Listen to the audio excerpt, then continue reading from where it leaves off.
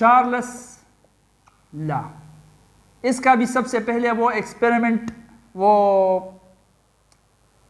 Experiment कर लेते हैं, क्योंकि चार्ल्स ने भी पहले एक्सपेरिमेंट किया था, उसके बाद फिर स्टेटमेंट वो ड्रा किया था इस लॉ का। तो एक्सपेरिमेंट हम भी पहले कर लेंगे, एक्सपेरिमेंट को पढ़ लेंगे ताकि बेहतरीन तरीके के साथ समझ में आ सके। ठीक है,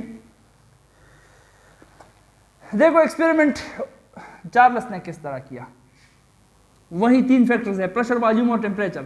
ये रिलेशन वॉल्यूम और टेम्परेचर के दरमियान दिखा रहा है, तो लिहाजा प्रेशर को अब कांस्टेंट रखना पड़ेगा। इसने ले लिया एक कंटेनर, उस कंटेनर में लगा हुआ था ये पिस्टन, ये पिस्टन के अंदर लगा हुआ था, यहां पर बॉल बेयरिंग्स थे। ठीक है, मतलब ये पिस्टन मूवेबल था, ऊपर नीचे जा सकता था। यहां पर जो वॉल्यूम वो 2 डेसीमीटर क्यूब था, प्रेशर जो था वो 25 डिग्री सेंटीग्रेड था। यहां ऊपर जो प्रेशर अप्लाई हो रहा था वो 1 atm था, टेम्परेचर 25 डिग्री सेंटीग्रेड था, वॉल्यूम 2 डेसीमीटर क्यूब था। चार्ल्स ने किया यूं कि यहां जो टेम्परेचर था उस टेम्परेचर को बढ़ाया। मान लो यहां पर टेम्परेचर उसने डबल कर दिया, 50 डिग्री सेंटीग्रेड कर दिया, 25 से 50 डिग्री सेंटीग्रेड हो गया। प्रेशर यहां पर भी 1 atm ही है, तो यहां पर जो वॉल्यूम था वो पिस्टन यहां पर आकर वॉल्यूम को भी डबल कर दिया, 4 डेसीमीटर क्यूब कर दिया। अब जैसे आपको दिख रहा है वैसे ही चार्ल्स को दिखा, और उसने एक्सपेरिमेंटली और भी वेरीफाई किया इसको कि टेम्परेचर को बढ़ाने के साथ वॉल्यूम बढ़ता है। किसी भी गैस का टेम्परेचर के बढ़ाने के साथ वॉल्यूम बढ़ता है। वो क्यों बढ़ता है, उसका बिहाइंड द सीन अगर हम देखें, उसमें काइनेटिक एनर्जीज इन्वॉल्व है, random motion of the molecules involve है, और उसके अंदर हम इसके बाद घुस जाएंगे। लेकिन सबसे पहले इस लॉ को, इस एक्सपेरिमेंट को समझना है, इसलिए उस गहराई में अब हम नहीं जाएंगे। ठीक है, सिंपली समझ लेते हैं कि अगर टेम्परेचर को हम बढ़ाते हैं तो वॉल्यूम भी बढ़ता है। यहां पर टेम्परेचर को हमने डबल कर दिया, 25 डिग्री सेंटीग्रेड से 50 डिग्री सेंटीग्रेड कर दिया, वॉल्यूम भी 2 डेसीमीटर क्यूब से 4 डेसीमीटर क्यूब हो गया। ठीक है, तो इससे क्या दिखता है कि temperature is directly proportional to the volume. तो वही स्टेटमेंट हो गया चार्ल्स लॉ का। द स्टेटमेंट इज द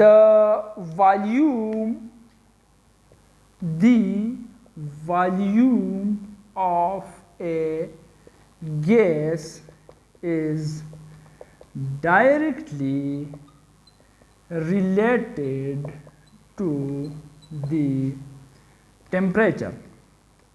शर्त क्या होगा, शर्त होगा provided that the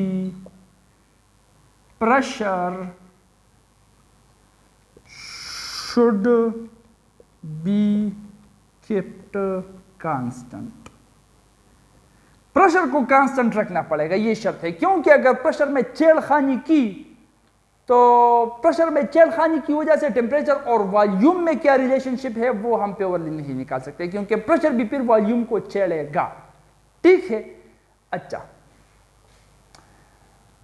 अब देखो, the volume of a gas is directly related to the temperature provided that the pressure should be kept constant.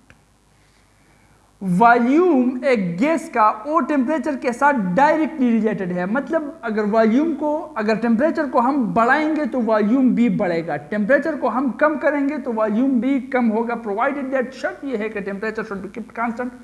Temperature constant होगा मैथमेटिकली, अगर इसको हम लिख ले तो वो कुछ इस तरह से हो जाएगा,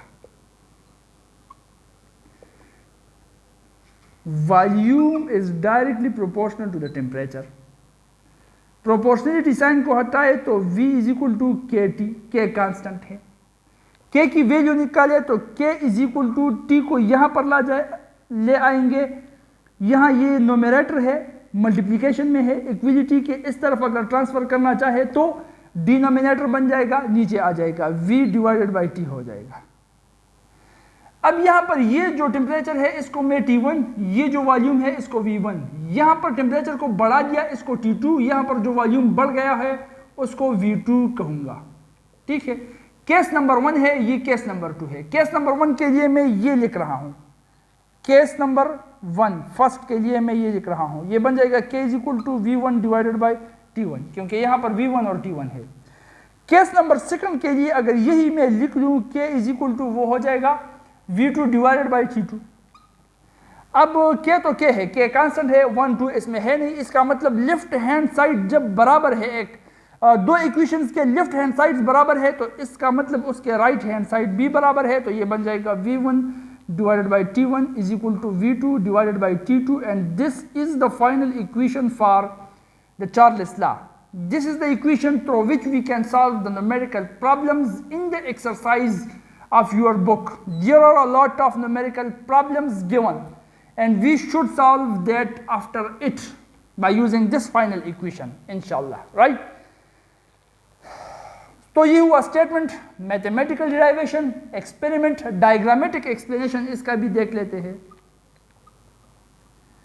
डायग्रामेटिक एक्सप्लेनेशन, अब किसी चीज का एक दूसरे के साथ डायरेक्ट रिलेशन है, उसको अगर डायग्रामेटिकली हम एक्सप्लेन करना चाहे तो उसके लिए हम बनाएंगे एक ट्राइंगल, और ट्राइंगल के मिड के बेस के मिड से लाइन ड्रा करेंगे ताकि उसके पीक तक पहुंच जाए। इनवर्स रिलेशन में हमने क्या किया था, एक रेक्टेंगल ड्रा कर लिया और एक डायगोनल लाइन जो क्रॉस ओवर कर रहा था बीच को, एक कोने से दूसरे कोने तक ड्रा कर लिया। यहां पर क्या करेंगे, एक त्रिकोण को ड्रा करेंगे, ट्राइंगल को, उसके बेस के मिड से लाइन ड्रा करेंगे, सीधा लाइन जाकर इसके पीक के साथ मिलेगा। अब एक खाने में एक फैक्टर तो दूसरे में दूसरा फैक्टर लिख लो।